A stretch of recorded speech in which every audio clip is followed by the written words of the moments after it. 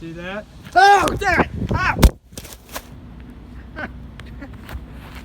Ow! Son of... God, stung again! Son of a bitch! Good morning. It's early morning. Welcome to another early morning Sunday show. This, I think, should probably be the most discombobulated, screwed up, confusing show I've ever done. So sit yourself down, strap yourself in, and get ready.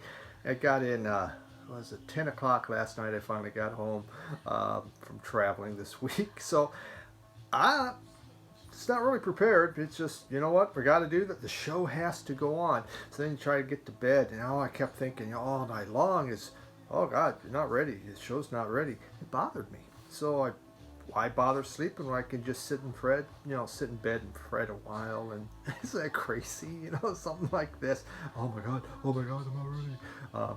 Hey, what it is, what it is. But the show must go on. Let's see, what should we talk about? Great wedding last week, really happy. My son found the perfect wife, Kim. It was a wonderful time, about a little over 20 people, everyone spread out, had the wedding in a park, and then we had everything else at their house. They just had bought a new house, so in their backyard. Set up the tables, and it was a magnificent week. All very, very exciting. I found out that I don't have emotion. I did not cry. I thought I might. I actually did, but instead my true inner Mr. Spock came out. It was such a happy occasion, and couldn't be happier for my kid, for my youngest Eric. So yeah, really nice time in Denver. Hotter than heck out in Denver, not like California, but oh man, it was hot. And I have some footage from a couple trips into the mountains that we will share. The footage today, though. I got stung a few weeks back, got that poison ivy, so I went to find where the hell is that beehive. I found it. I found the beehive. Damn that they didn't sting me again.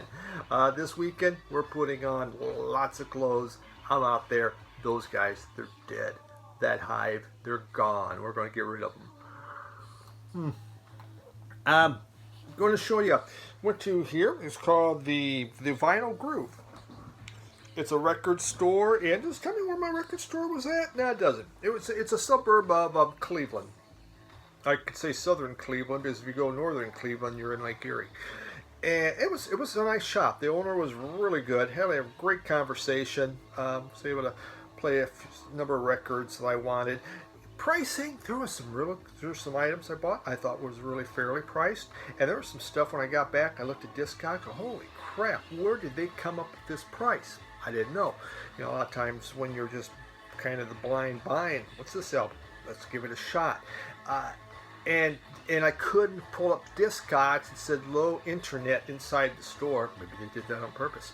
So I really wasn't sure about pricing. So I felt I got a good deal on some, and some I just thought, man, I overpaid big time on that, which was kind of disappointing, and that always upsets me. I probably will go back just because they had some really, really interesting selection of used record albums. So I forgot to take a picture of the front of the store, but you can see the inside. So here's that footage. Okay, Groove Vinyl. And suburb of Cleveland.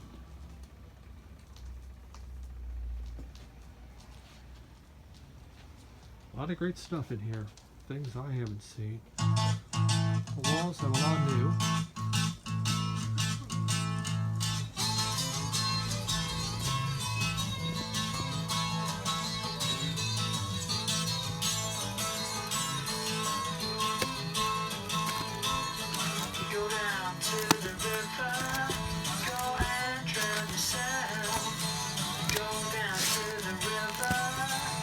But I think I know that.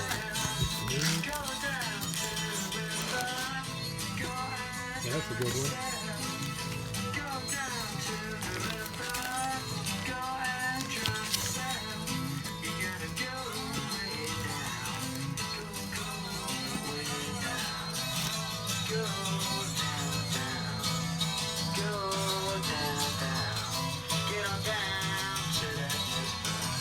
The album in the background is called Gun. That's about ready to go into my bag.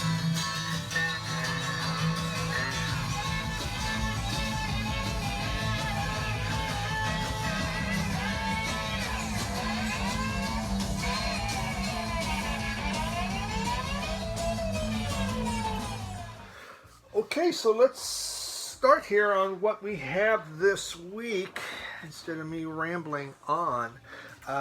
I got some bootlegs I want to show you real quick first. This was, here's a Led Zeppelin one, and this concert was from, actually it's various, from 70, 69, 71, so it's not a complete, they just took some different songs from different concerts and they put it onto this album. This was a really good boot. You know, I've had some Zeppelin bootlegs that, you know, it's not always good sound quality. This one, the sound quality really, really is good. And it was fun to hear these guys, this young band, really going at it. So, enjoyed that one. I had this Pink Floyd bootleg. And it's called Ellen's Psychedelic Breakfast. And this is from Sheffield City Hall, 1971, live. It says, I didn't like this one very much. They had, I saw this tape, it was like a TV show going on with this canned laughter and stuff. I don't know. I don't know what was really happening. That was actually in the concert. I would have been kind of pissed, and it just, I don't know, just kind of drug. I wasn't. Ellen's Psychedelic Breakfast. Careful with that action. Gene was on side 2, but side 1 kind of didn't do it for me. Quality was okay, but this one wasn't as good. Then there was this one, and another bootleg from Floyd. Oh, sometimes you forget to take off those plastic. And this is 1971, Pink Floyd in Berlin. This was a 3-album set. Just not much there. The sound quality was top notch.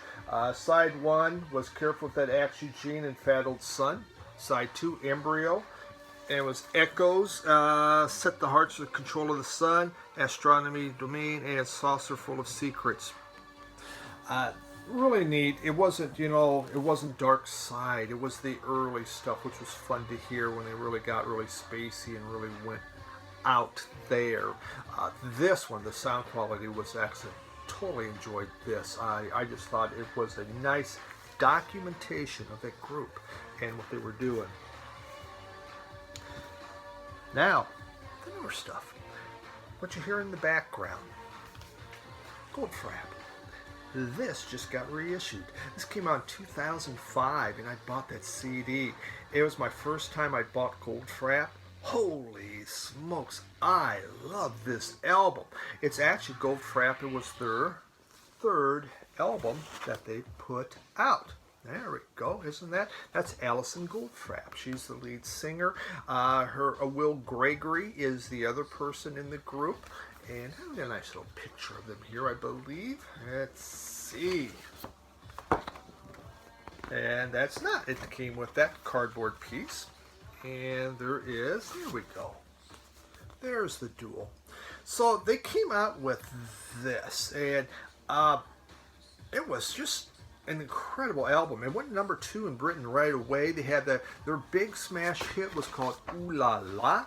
That came off of it, and Ooh La La was inspired by T-Rex. There was another one that's going on right now in the background called Ride a White Horse, and that was a disco era infused type song. They had done their previous album was called Black Cherry, and it had some dance hits. And so they just thought, let's build on this. So instead of guitars, there's more synthesizer and bass that was happening. And this is a dance album. It's my favorite Goldfrapp. Some of their stuff's really somber and quiet and folk. They do change it up. But this is the dance album. This thing had some joy, some happiness, and it's just a lot of fun. I pre-ordered this when I saw it's on beautiful green vinyl that's spinning on there, which you can't see, sorry, but super excited when I saw this was coming out. You know, I lost the CD, and I played this CD a lot. So if I wanted one gold trap, this was the one I wanted. So that's out there again. For those of you that like your dance, get it. If you like your heavy metal, don't get it. Unless you like to dance, then get it. Another one that just came in. Oh, look at that. Came a little Obi strip too. Betty Davis. I ordered this, and there's a different Betty Davis album, as you can see. This thing goes for an incredible amount of money, even the reissue on there. I've talked about Betty Davis before, a couple different times. She is the woman that was behind coming up with the name Bitches Brew. And it would make sense that Betty Davis would say Bitches Brew would be a great album title. The record company wasn't so hip on that at the time. But, you know, she married Miles Davis for 1 year. They were married, and Miles really couldn't handle her. But she was really, she was writing songs. She wrote songs, she's written songs for the Commodores, for the Chambers Brothers, and for other groups. Well, one day Mark Bolan went up to her and said, you know, why are you writing for others? You need to be performing songs for yourself. And so she did. Now the tracks on here, these are early tracks. This is stuff that she did in 68 and 69. There's only 9 tracks, 31 minutes.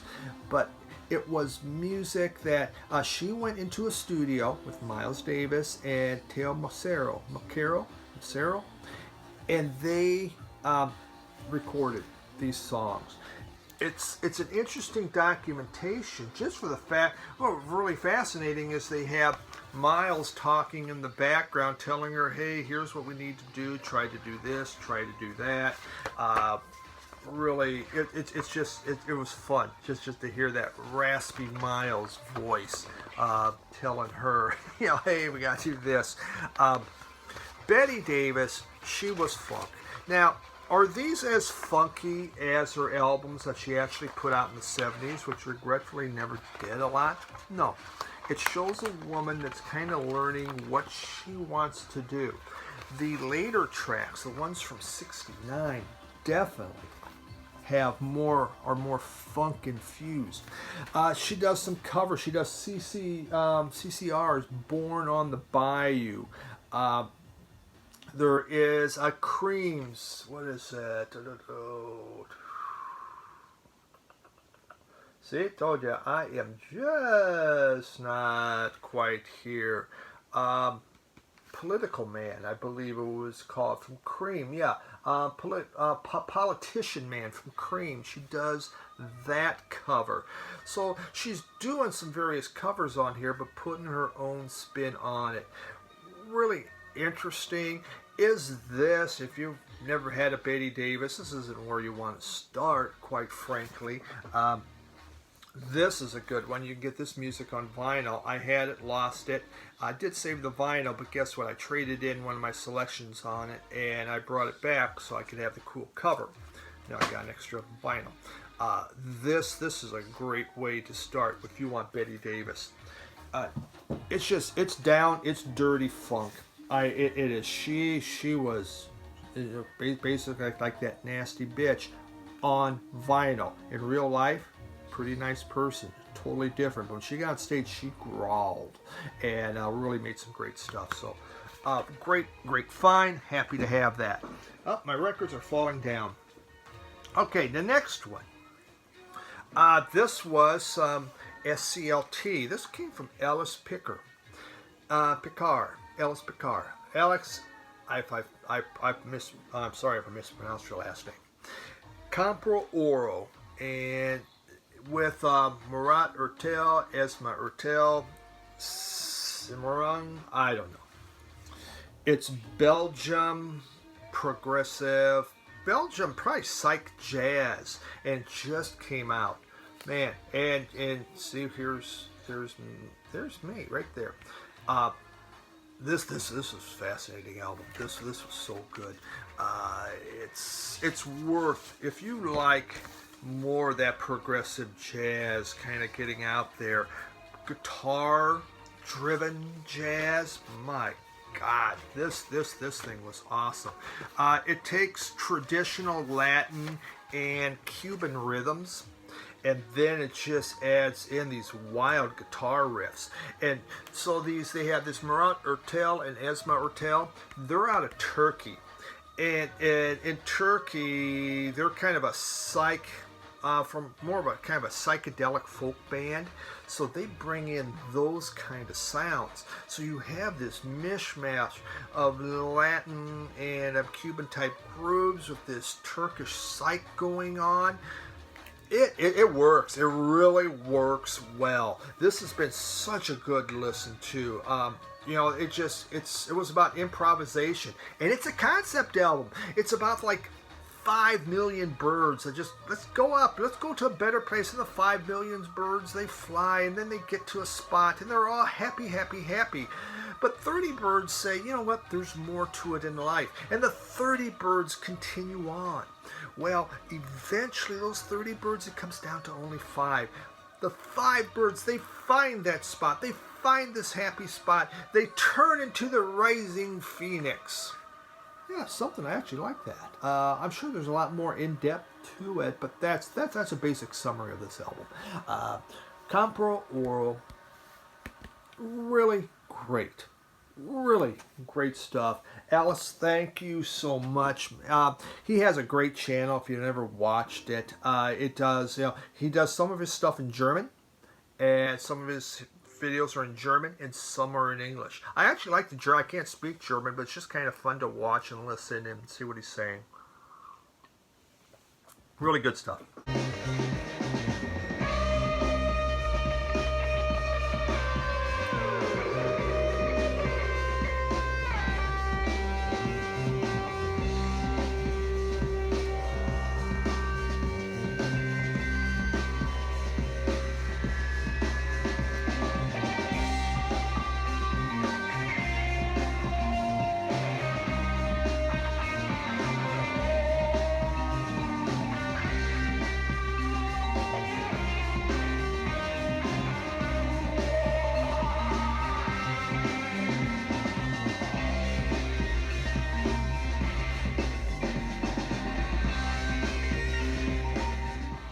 Here's a recent pickup. Hourglass. That's a nice little cut there, as you can see. See that light? There. No, I blocked that light out. Hourglass. This was the Allman Brothers, obviously. Their first group had been Almond Joy. Kind of broke up. So this was formed 67 to 68. They went out to California. They wanted to make it big. And so they got out there, and they were able to get a record label. And this is off Atlantic there. It's kind of lighthearted. It's, shall we say, poppy soul music. You know, something different. You don't have that. It doesn't have the tough Allman Brothers sound yet, because you had other people pulling the strings. One of the staff writers that made some of the songs, again, they weren't writing their own on a lot of this, was Jackson Browne. It just never really took off. The record club didn't, these guys, they were going around the clubs, Whiskey a Go-Go, they were opening for like Buffalo Springfield, they were opening for the Doors, but the record label, Liberty, didn't want them overexposed. They're worried. Too many people are seeing you, too much, they're going to know too much. Let's not give you that kind of overexposure. And we all know, of course, you don't want to be overexposed. You don't want people to know you. You want to be a mystery. And that way your albums can become a cutout and go into the bargain bin. Much easier to do. So it really became a disappointment. The group did break up. Duane Allman went out to Fame Studios, met up with a bunch of people. Duane did. Greg went back to LA to try to revive Hourglass. Dwayne and him. Dwayne convinced him to come back to Florida, and they formed the Allman Brothers. Tried to play a sample. It is blocked on this, so you can't. Really? Why block this one? It's an interesting as far as historical documentation of where the Allman Brothers were going. Is it a must-need thing? No, it's probably not. But I enjoyed it. It was okay. It isn't something that's going to get spun. I'm trying to again be a little more picky on what I'm buying. I need that one, not necessarily, but I wanted to hear what it sounded like. Maybe I'll get rid of it. That's right. Maybe I will. Undertones. This came from Mrs. Fish 7, Andre. This was some SCLT that she sent me. That was sent to me all the way from England, I believe. I love the Undertones. If you get a punk compilation, you will always have an Undertones song on there. And for the life of me, I know it's on. I love that song, and now I can't think of it. This is the first album, and it's not on there, and Jesus. Incredible. Oh well. I suddenly went blank on the whole thing. The Undertones, they came out of Derry, Ireland. The thing is, their music is it's not political. There's a Northern Ireland band, but you had like Stiff Little Finger going political. These guys weren't. They formed in '74 and they broke up in '83. They first called themselves the Hot Rods. Well, dang if that name wasn't changed. So then they called themselves Little Feat. What? Someone else had that name called Little Feat. And then they became the Undertones, the Undertones, and all was happy in their world. Feargal Sharkey, maybe that's right. He was a scout leader. Congratulations to you. Yeah, hard to believe a scout leader as running a punk band, but also a TV repairman. And he kind of got and put the group together. Teenage Kicks, that's the song. Teenage Kicks, that was the single. It came out in 1977. Big single. Every punk compilation that's worth its muster has Teenage Kicks on it. Really good song. This album itself came out in 1979. So this was the first album. So Teenage Kicks are single in 77. They finally got an album that came out in 79. Hey, Sam, Final Douche. Look, almost 0 words. Should meet your expectations. So Sire brought them in. There was a bidding war out there. Sire took them. But they couldn't get the singles. They did 4 albums and 15 singles, but nothing ever took off like Teenage Kicks. So they went to another label. They didn't produce the singles. They went to another label, and then they finally broke up. This is their first album, 79, so it's more punky new wave type music. It's more about teenage issues, shall we say. Again, it is not a political, it's just youthful relationships, adolescence, and it's great. But they couldn't get singles, and eventually the Undertones broke up. So really fun to have, love 70s punk, everything about it.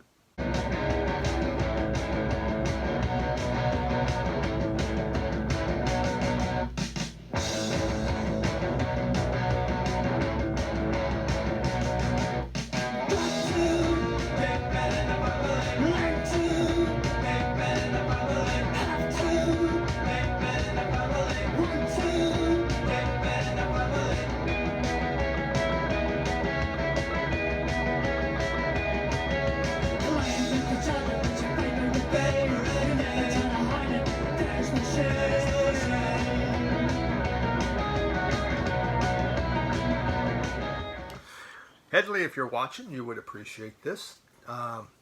Taos, I guess, is how you would... Taos.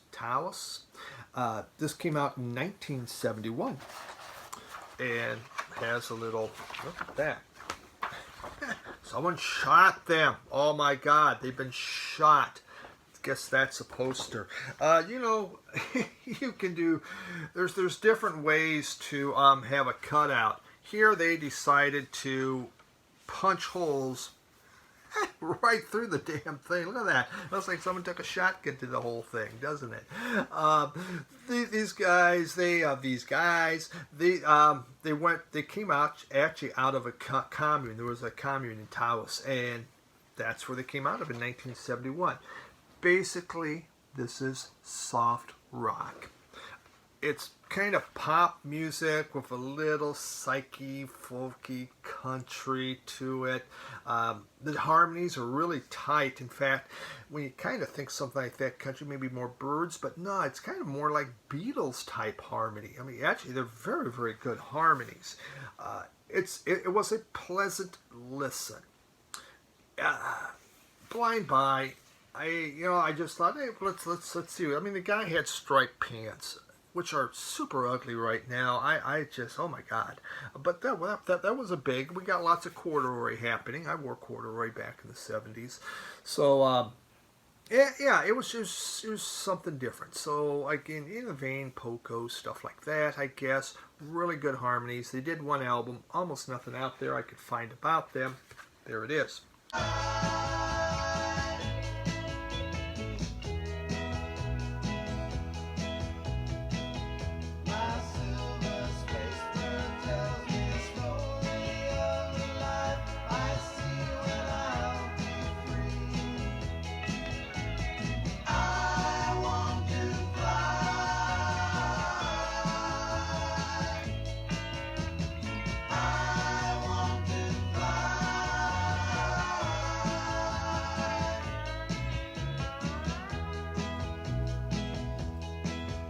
And the final one, had this on CD. I saw it was released in vinyl at a really good price. The Pistol Annies. I love the Pistol Annies. They've only done 2 albums together. It's Miranda Lambert. She was, what did they call her? I can't. There was Ashley Monroe. She was Hippie Annie. Angelina Presley. She was Holler Annie. And I just can't think which Annie she was. But this was recorded in 2011 was the debut. Actually, they first became known when they came on stage at the Country Music Awards, and it was the Pistol Annies. It's fun music. It's really dark. It's really about, you know what, your man sucks and you need to get rid of him. So, very feminist. Album, and it's just the songs are a hoot. They really it's really good stuff. It's not so much about loving your man as that guy cheats, but there's just the other issues that women face, and they sing about that. It's fun. It's fast paced. There's a few songs. You have things. What is it? Like Lemon Drop is a song, and that's a quieter and that's a nicer song. But some of the other ones, Taking Pills, Trailer for Rent, The Hunter's Wife, Hell on Heels, good stuff. Just fun music. Fun group. I enjoyed it. Their next CD was good. I had that in vinyl. This one was the best one. So I had to pick. Which one would I like if I wanted a Pistol Annies? And this is what I chose. Alright. We did it. Hopefully that wasn't too chaotic as I'm trying. Oh my God. What do I know about this? What do I know about this album? I'm a little fogged up right now with the brain, but kind of back to normal. We got back Tuesday last week, and I headed out Thursday for work. So back to a normal schedule now. And now I can spend some time listening to some music because I got a lot of stuff to listen to. Did buy some stuff here. I guess next week's record store day. Obviously, I'm super excited about it. It's not the same to me this year. I'll look for a few things, but I'm not going to Detroit and run all over the place for it. I don't know. I'm just not as enthused about it. Maybe because I lost so much record store day. I lost like 7 years of record store day albums. Like, oh well, hey, do I really want to do it again? So, all right. Thanks for joining. Appreciate it. Everyone have yourself a great week, and take care. Bye.